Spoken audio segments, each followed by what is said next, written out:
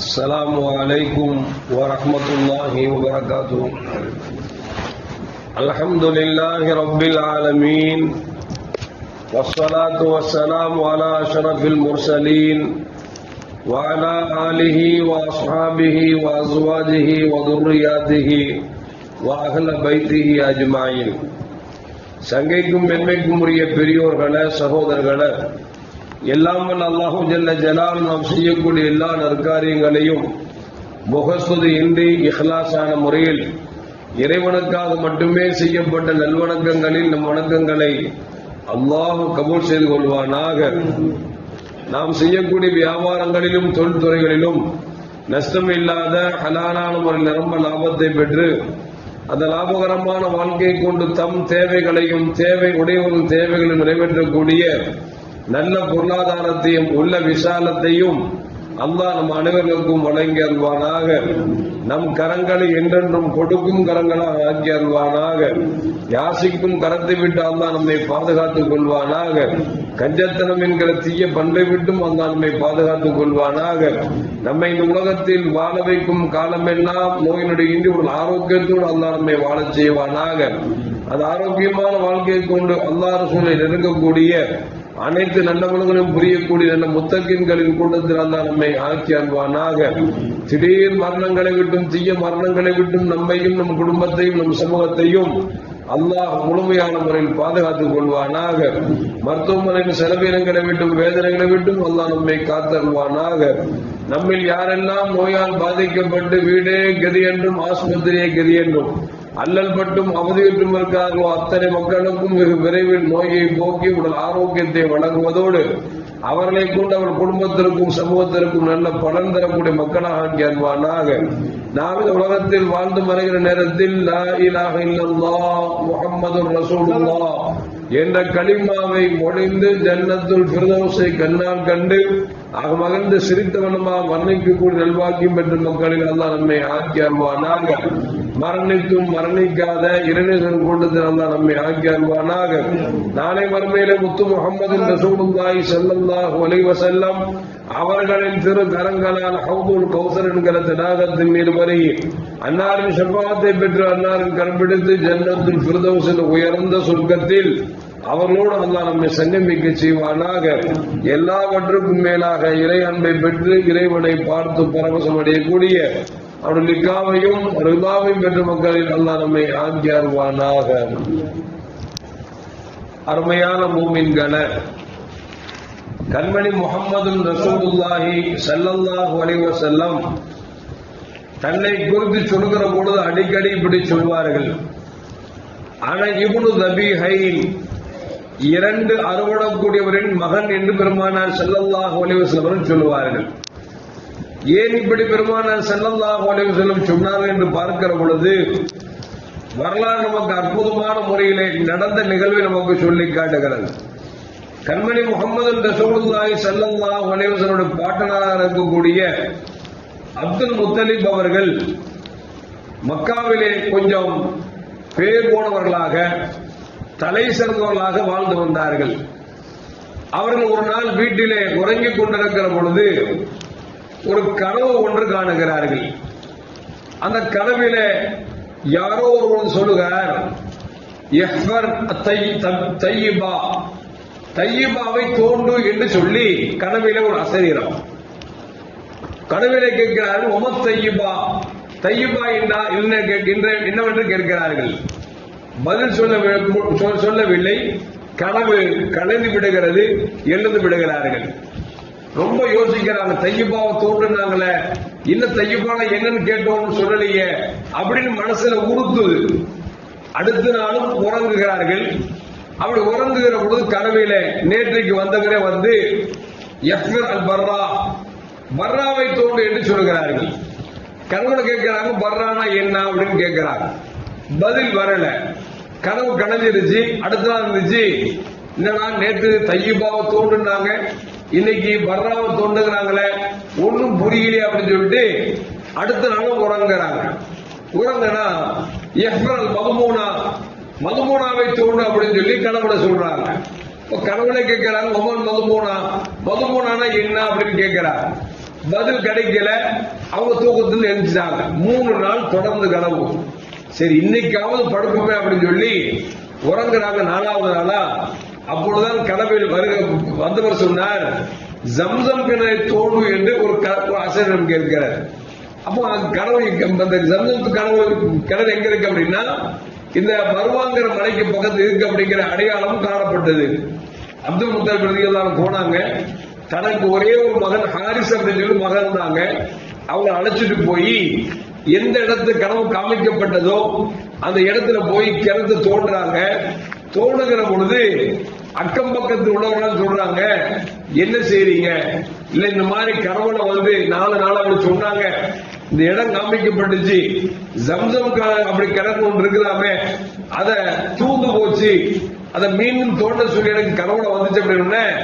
ஆமா நாங்களும் கேள்விப்பட்டிருக்கோம், இஸ்மாயில் அலைஹிஸ்ஸலாம் அவர்கள் கால் பதித்த இந்த இடம் தான் ஜம்சம் நீர் கிணறு, அது தோணுனீங்கன்னா நாங்களும் பங்கெடுத்துக் கொள்கிறோம் அப்படின்னு சொல்லி எல்லாரும் மக்களும் வர்றாங்க. சொன்னாங்க, அப்துல் முத்தலிப் சொன்னாங்க, இது எனக்கு மட்டுமே பாத்தியமானது, எனக்கு கனவில் அறிவிக்கப்பட்டிருக்கிறது, நீங்கெல்லாம் யாரும் எனக்கு ஹெல்ப் எல்லாம் பண்ண வேண்டியது இல்லை, நானும் என் மகன் செஞ்சுக்கிறோம் தோண்டிக்கிறோம் அப்படின்னு சொல்லி 2 பேரும் தோண்டிக் கொண்டிருக்கிறார்கள். அப்துல் முத்தலிப் தோண்ட, மகனார் ஹாரிஸ் அவர்கள் அதை எடுத்து மண்ணை அள்ளி வெளியே போட, இப்படியே தோண்டிக் கொண்டு இருக்கிறார்கள். வர்ற மாதிரி தெரியல. ஈரப்பச தெரிஞ்ச உடனே ரொம்ப மனசு சந்தோஷம். மனசுல நினைக்கிறாங்க, அல்லாஹ் இந்த ஜம்சம் கிணறை தந்துட்டான்னு வச்சுங்களேன், எனக்கு குழந்தை பிறந்துச்சுன்னா நான் எனக்கு ஆண் மகன் பிறந்தான்னா நான் ஆண் மகன் ஒரு குழந்தைய நான் அறுத்து பலியிடுகிறேன் அப்படின்னு சொல்லி நியத்து செஞ்சு தோண்ட ஆரம்பிச்ச கிணறு கிடைச்சு போச்சு. அதுக்குள்ள அல்லாஹ் இவனுக்கு இணைஞ்சா அப்படின்னா 10 ஆண் குழந்தை கொடுத்துட்டான். ஹாரிஸோடு சேர்த்து 10 ஆண் குழந்தை கொடுத்துட்டான். எத்தனை குழந்தை பெற்றாலும் ஒரு பிள்ளை இழக்கிறதுக்கு தாய் தகப்பனுக்கு சாதாரண விஷயமா? அல்லாஹ் அக்பர். அது குழந்தைக்கு அடிபட்டுட்டாவே தாங்க முடியல, ஒரு குழந்தை அறுத்து வர படிக்கணும்னு சொல்லிட்டோமே, என்ன செய்யுது ஒன்றும் புரியல இவங்களுக்கு. சரி நம்ம அல்லாட நியத்து பண்ணிட்டோம் அறுத்து பண்ணிடுறதாக, அறுத்துதான் அவங்க வேற வழி இல்லையே அப்படின்னு சொல்லிட்டு என்ன செய்யலாம் அப்படின்னு சொல்லி அவங்க சீட்டு குடிக்க போறாங்க. 10 பேருடைய பேரையும் எழுதி சீட்டு குடிக்க போடுறாங்க. போட்டா இவங்களுக்கு கடைசி பையன் யார் அப்படின்னா அப்துல்லாங்கிற சொல்லக்கூடிய ஒரு மனிதர். இவங்க யாருன்னா ரசூலுல்லாஹி ஸல்லல்லாஹுடைய தந்தையாக ஆக போகிறவங்க. அப்துல்லாவுடைய பேர் வருது. சொல்லுவாங்கல்ல, கடைசி குட்டி ரொம்ப பாசம் செலுத்துவ அதிகமா இருப்பாங்கல்ல, ஒண்ணு குழந்தைக்கு அதிகம் பாசம் செலுத்துவாங்க, இல்லன்னா கடைசி குழந்தைக்கு அதிகமா பாசம் செலுத்துவாங்க. இங்க அப்துல்லா அப்படிங்கிறவங்க கடைசி குழந்தை. அப்துல் முத்தலிக்கு ரொம்ப பிரியமானவங்க. ஏன்னா பெற்ற குழந்தைகளே ரொம்ப அழகான குழந்தை அப்துல்லா ரலியல்லாஹு தஆலா. ஏன் ரொம்ப அழகு அப்படின்னா முஹம்மது ஸல்லல்லாஹு அலைஹி வஸல்லம் சுமந்துட்டு இருக்காங்க. இந்த அப்துல்லா ரலியல்லாஹு தஆலா சீட்டு குலுக்கி போட்டா அப்துல்லா பேர் திரும்ப திரும்ப வருது. ஒரு சீட்டு போட வேண்டியது பார்த்தா அப்துல்லா பேர் வரும். இவரு நான் கொடுக்க மாட்டேன் சொல்லிட்டு 10 ஒட்டகத்தை தர அல்லாவே அப்படின்னு நினைச்சுவாங்க, நீட் பண்ணுவாங்க.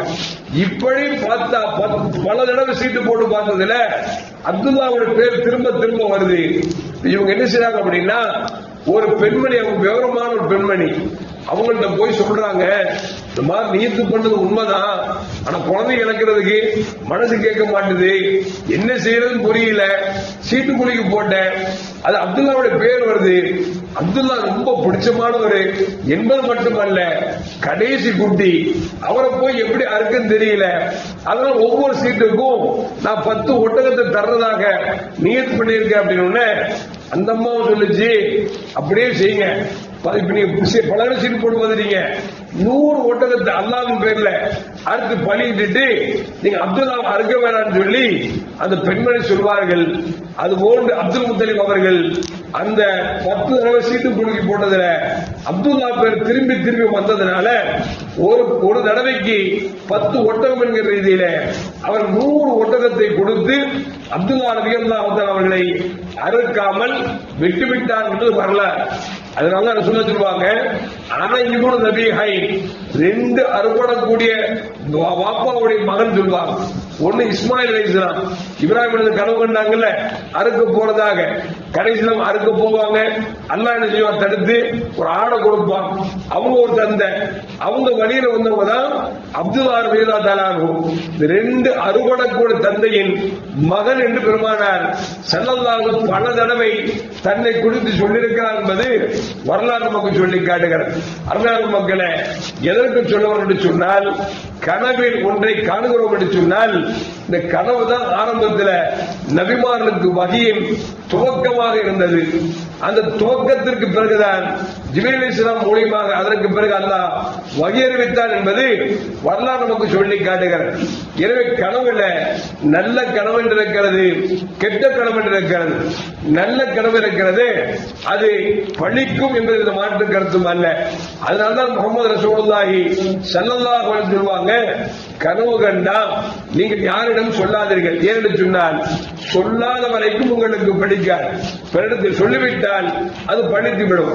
எனவே நீங்கள் கனவு சொல்வதாக இருந்தால் உங்கள் மீது யார் அக்கறை கொள்வார்களோ, அன்பு கொண்டிருப்பார்களோ அவரிடத்தில் மட்டும்தான் கனவை சொல்ல வேண்டும். தவிர போன இடத்துல வந்த இடத்துல நான் கனவு கண்டேன் சொன்ன அப்படின்னா அந்த கனவு அது எப்படி பிரதிபலிக்கும் என்று தெரியாது. அதனால் முடிந்த வரைக்கும் தங்கள் கண்ட கனவுகளை தனக்கு நேசத்தில் கொடுத்து சொல்ல தவிர எல்லோருக்கும் சொல்லக்கூடாது. அப்படி கனவை ஒருவர் சொல்கிறார் என்று சொன்னால் அந்த கனவை கேட்பவருக்கு பெருமானார் சொன்னாங்க, அவர் கனவை பார்த்தேன் என்று சொன்னவுடன் நீங்கள் இப்படி துவா செய்யுங்கள், அஹ்ஸனல்லாஹு இய்யாக, நீ கண்ட கனவை அல்லாஹ் அழகான கனவா ஆக்கட்டும் என்று சொல்லி துவாவை ஓதி நீங்கள் கேளுங்கள். என்று சொன்னால் அவர் கண்ட கனவு கெட்டதாக இருந்தாலும் உங்கள் துவா அதை மாற்றும் என்றார்கள் முஹம்மது ரசூலுல்லாஹி ஸல்லல்லாஹு அலைஹி வஸல்லம். அதே நேரத்தில் பெருமானார் சொல்வாங்க, நீ கனவு கண்டீங்கன்னு வச்சுக்கங்களேன், அந்த கனவு கண்டீர்கள் என்று சொன்னால், தீய கனவை கண்டால் எழுந்து அமர்ந்து உங்கள் இடது பக்கத்தில் 3 தடவை லேசான முறையில் உமிழுங்கள். அவுது பில்லாஹி மினஷ் ஷைத்தானிர் ரஜீம் என்று சொல்லி 3 தடவை உமிழுங்கள். உமிழ்ந்தது மட்டுமல்ல, எந்த பக்கத்தில் இருக்கிற பொழுது உங்களுக்கு கனவு வந்ததோ நீங்கள் அதற்கு பிறகு அதற்கு மறுபக்கமாக நீங்கள் படுத்து உறங்குங்கள் என்று பெருமானார் ஸல்லல்லாஹு அலைஹி வஸல்லம் நமக்கு சொல்லித் தருகிறார்கள்.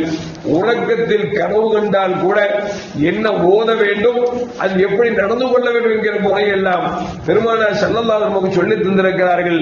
எல்லாம் அல்லாஹ் ஜல்ல ஜலாலுஹு கனவுகள் காணுகிற பொழுது நல்ல கனவை காண வேண்டும். அதிலும் குறிப்பாக காரும் நபி கண்மணி முஹம்மது ரசூலுல்லாஹி ஸல்லல்லாஹு அலைஹி வஸல்லம் அவர்களை கனவிலும் நினைவிலும் கண்டுகளிக்கக்கூடிய பாக்கியத்தை பெற்ற மக்களாக அல்லாஹ் என்னையும் உங்களையும் ஆக்கி அருள்வானாக. அஸ்ஸலாமு அலைக்கும் வரஹ்மத்துல்லாஹி வபரகாத்துஹு. முஹம்மது ஸல்லல்லாஹு அலைஹி வஸல்லம் ஸல்லல்லாஹு அலைஹி